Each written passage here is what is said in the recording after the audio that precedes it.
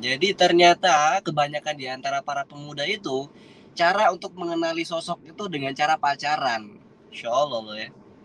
Cara untuk mengenali sosok itu adalah dengan cara pacaran. Pandangan anak muda sekarang itu yang beda banget gitu. Sampai kemudian kita lupa ada banyak cara dalam Islam itu sehingga Islam itu sebenarnya nggak menjadikan kita bingung gitu.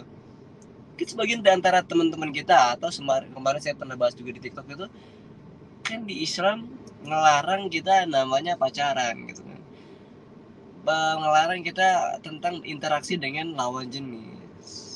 Ternyata itu kan butuh gitu, ternyata kan itu kan penting bagi kita bagian untuk memahami situasi dan kondisi daripada calon pasangan kita. Oh masya Allah lah ya, jawaban daripada orang-orang yang mereka nggak ngerti tahap-tahapan terbaik dalam Islam.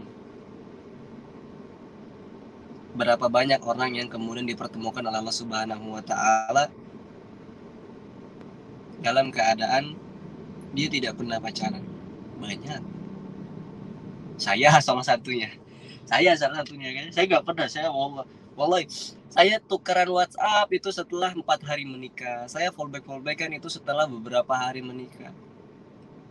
Nggak langsung fallback gitu. Jadi sampai sampai kemudian saya tuh nggak pernah tahu pacaran yang awalnya gitu sampai kemudian itu buktinya bisa kita menikah gitu. Jadi ternyata pandangan orang yang mengatakan kalau kita pengen menikah mesti jalurnya itu pacaran dulu untuk memahami pasangan kita, ternyata itu salah. Itu salah.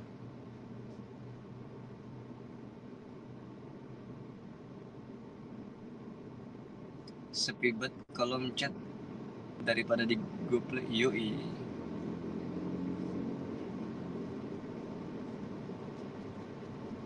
Kata gila. Oh, kayak di sini bisa nanya puas nih. Insya Allah lah ya. Alhamdulillah ini kayaknya Bang Rian, Bang Aris Prabowo ini rajin betul ikutin kita nih.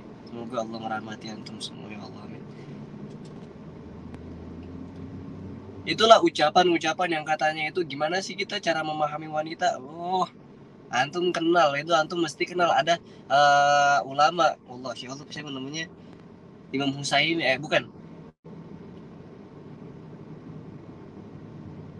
ya Allah, Imam Nawawi gitu ya. Insya Allah saya lupa banget. Sampai kalau dia ditanya, dia nggak pernah pacaran, enggak pernah apa segala macam, nggak pernah khalwat, enggak. Tapi ketika ditanya tentang wanita, wah itu sampai ngejabarin dalam-dalam dia tahu.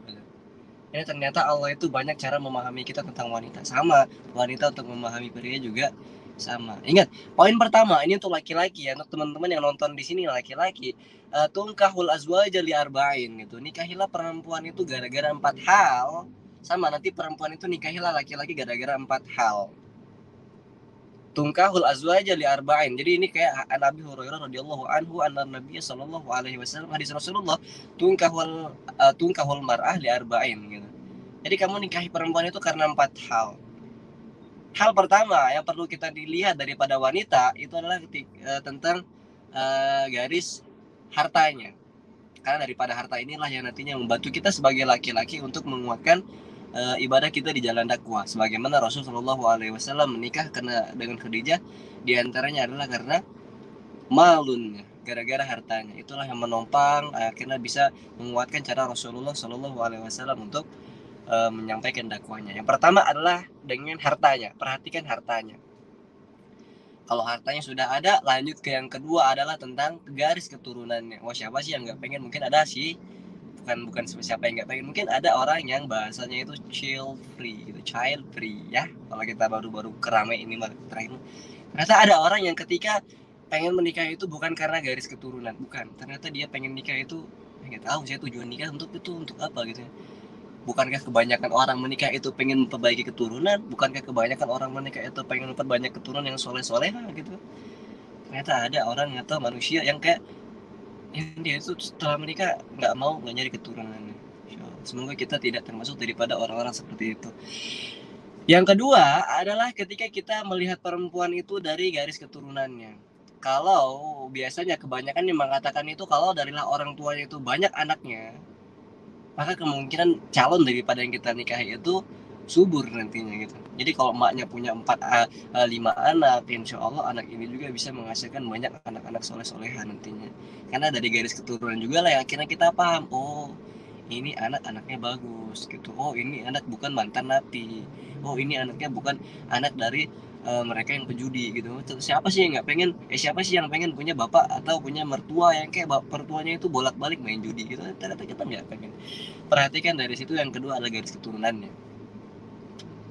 Yang ketiga itu masuk ke notabene-nya itu garis kecantikan gitu. Wah, tentang fisik gitu ya.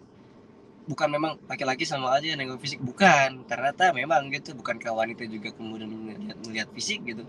Memang ini sebenarnya dari Rasul Shallallahu Alaihi Wasallam. Yang keempat adalah melihat kecantikan daripada kita nanti. Melihat daripada wajahnya, melihat daripada telapak tangannya.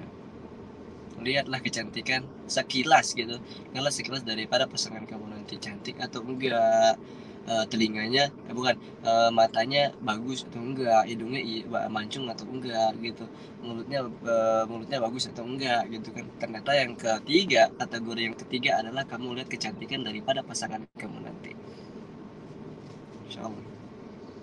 Yang keempat itu tentang lidi nih. Nah, yang keempat itu ini untuk laki-laki ke perempuan nih. Yang keempat itu lihatlah dari agamanya. Kalaulah dia orangnya rajin sholat, insya Allah ya.